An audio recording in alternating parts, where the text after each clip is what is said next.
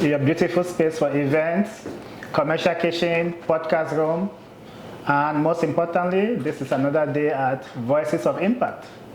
So for Voices of Impact, every day we bring the most impactful voices we can find in Edmonton for that day. Today, we have a very wonderful guest who is known all over the city, doing lots of work, helping everybody, helping to build the city, helping to do lots of stuff. And we are going to start with our guest. After that, then we are going to go through our usual slides, sharing the very, very important information that you need to know. We have lots of stuff. You know, it's a long weekend.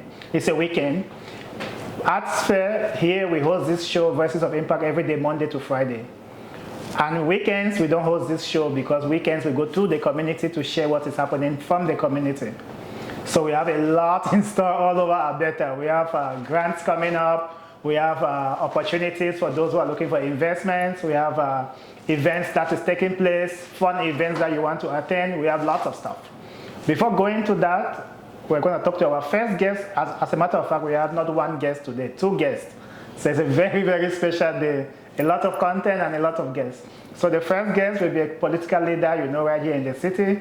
And the second guest will be sharing her experiences going through the fasting period of Lent. That's the Catholic period. Those who are in the Catholic know the Lent, the fasting period.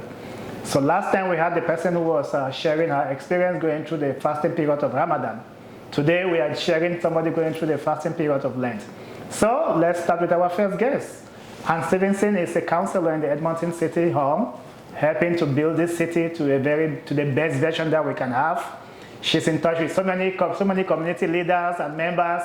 She's doing a lot of stuff that we are bringing her as a special guest for our Women's Month celebration. So we won't be talking a lot about city politics, but we'll be talking more about Anne and her journey, why she's doing this, and how she can inspire young girls. So Anne, come right in. Thank you for coming. Thanks Always for nice having to me. see you. Take a seat. So how are you? Very well, thank you. Yes, I see you're having fun with this. You really like this. This is a great show. This is wonderful. Appreciate you having me on. Yes, so how long have you been in Edmonton? So I was born in Edmonton, and I lived here until high school. And then after high school, I went away to university. I did an undergraduate degree at Trent University. And I went because they had a program in my third year. I was able to spend a year in Ghana. Oh, really? Yeah, so that was an excellent program. That's interesting news. Then after I graduated, I went to London in the UK for more studies, and then ended up living there for 5 years, living in Vancouver for 2 years, and then coming home to Edmonton in 2012. Okay, so you've gone all over the world, gained a lot of experiences, then bring it back to Edmonton. That's right, that's and right. when you came back to Edmonton with all that wealth of experience, what did you do? Well, so I studied to become a city planner, and so I came back and worked at the City of Edmonton in that role. And yeah, you know, Edmonton has always been home, even when I was away for all that time. So it was so exciting to come back and be able to, you know, make change here and help build this community. So yeah, worked at the city for 7 years. At that time, I was also on the board of an affordable housing provider, Right at Home Housing. And in 2019, I left the city to work with Right at Home.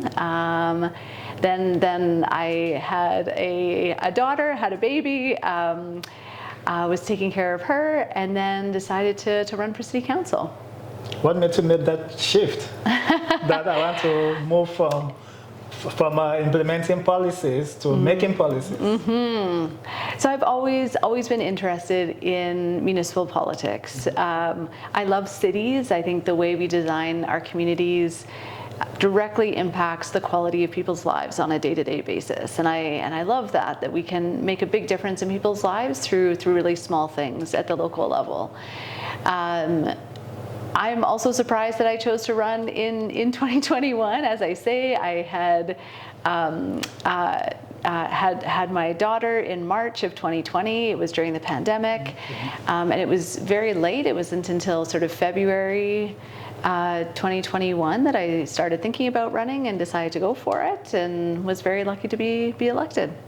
I see a lot of people come to you when they want to ask about ideas about planning the city, questions around planning. Where did all that come from? Is that something you've always loved doing, or is something that you just taught yourself, or is that something you did in your studies? In my studies, I went to the UK and I did a master's degree in urban design. Okay. And so sort of started from there, was working in that field. When I moved back to Canada, I just sort of started calling myself a planner, and then eventually became a registered professional planner. But yeah, it all comes down to how our cities fit together, how people are moving through them, and what that daily experience is like. And you know, the inspiration for pursuing that actually came when I was in Ghana. So I was studying international development at the time. There were a lot of different approaches to development. So, you know, a women's rights approach, NGOs that focused on health or democracy. And during that time, I read a case study of a city in Brazil that took a city planning approach to development and community building. And I just loved how concrete it was, how tangible it was to build communities that can be inclusive and sustainable. And that's what inspired me on that path. Okay, and today you're still doing that? Yeah, and yeah. You've changed levels. Yeah, it's fun. You know, there's just it is really exciting to be able to be making changes. You know, sometimes I miss getting to get into the details of things and do more of that hands-on implementation. But you know, setting those policies at the top, setting even just sort of the tone and the expectation at the top is also really exciting. So what do you like with your job as a city councilor? Sorry? What do you like as a city councilor? What are the things that you really enjoy doing?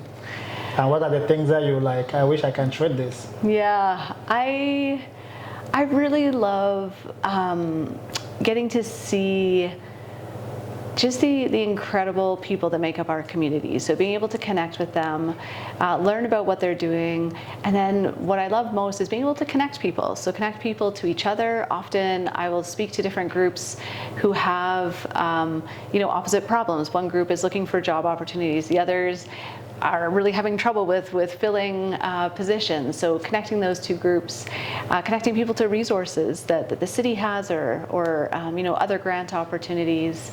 Yeah, that's really exciting. I also, you know, I really love you know, very technical policies and regulations. So, you know, what are the pieces we're putting in place that inform how our city gets built? I find that really, really exciting to kind of think through you know, sort of starting at the 10,000 foot level, and then how does that actually land in people's daily lives, and being really intentional about how we do that. Is there any part of this council job that you would like to outsource to somebody else? Oh man. I know one other councillor said there's a lot of reading involved. Yeah, so I love reading reports. That's actually my favorite part. You know, my first term, I was always really, really struggling keeping up with emails. We get a huge volume, and so there was always this significant backlog of emails looming over me. But we've developed a new system in my office so that my team is able to respond a lot faster than I am. So feeling good about that, having delegated that a bit more, but you know, still being available if people want to meet or hear from me directly. And do you feel like everybody needs a piece of your time and you have more meetings that you can attend? Yeah, it's been really intense since the election. A lot of sort of reintroductions and reconnecting. So, you know, I was trying to book a lunch with someone recently, and we're booking into May at this point. Exactly. So it does fill up, but again, you know, I truly appreciate the chance to connect with people. I appreciate that people take time to meet with me, and the conversations always lead to interesting places, new understandings or new actions that we can take. That's good. So for women, I would say for young girls who are looking at, because it's Women's Month celebration, Right. And Anne Stevenson is our very honored guest as a political leader in the city. I know she doesn't see herself that way. Well, fun fact, my birthday is International Women's Day, so it's a doubly special day for me. So this is a perfect candidate for this interview today. So for young girls who are watching, who likes to be in this position of helping to build our city, I want to just be sure that they don't have to be city planners like you, right? They can have any background and be councillors. Any background, and I think that's actually the strength of our current city council is that we have such a diversity. You know, people come from all sorts of backgrounds. We have You know, we have a dental hygienist, we have a social planner, business owners, nonprofit, right? It's you know, every experience brings an important insight, and so whatever your background is, even if you've mainly focused on raising a family, that's also a really important insight, and having voices at the table really makes a difference. Yes. So what would be the one advice you say to a young girl who wants to be a councillor or whether political leader down the road? And it's always a challenging journey, because to actually say, okay, I'm putting myself forward, I'm putting my name forward and serve the community and compete with everybody and get votes and go knock doors. It's not that easy, right? So my advice, what was really helpful for me, I've always been interested in being on city council, but I was always terrified of door knocking and campaigning. Exactly.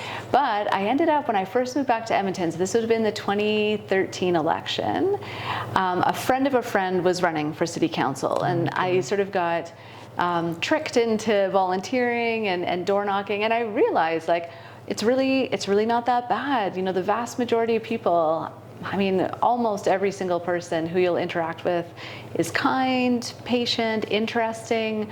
I actually discovered that door knocking is one of my favorite things. Because you like people. Yeah, right? And so, and then in 2017, I volunteered on another friend's campaign and just learned so much about the mechanics of, you know, what pieces need to be in place. I think that, you know, from the outside, it can kind of look, you know, mysterious, or there's some magic formula, but it's very basic things. It's just being organized, you know, having pamphlets ready to go at the right times. So all things that I think, you know, any person with those skills, with those interests, can take it on. But again, I would recommend volunteering on other campaigns just to get that experience. Yeah, okay, that's good. Yeah. And before we let Anne go, I know she has 500 things to do, and she made this time to be here, which we really appreciate. And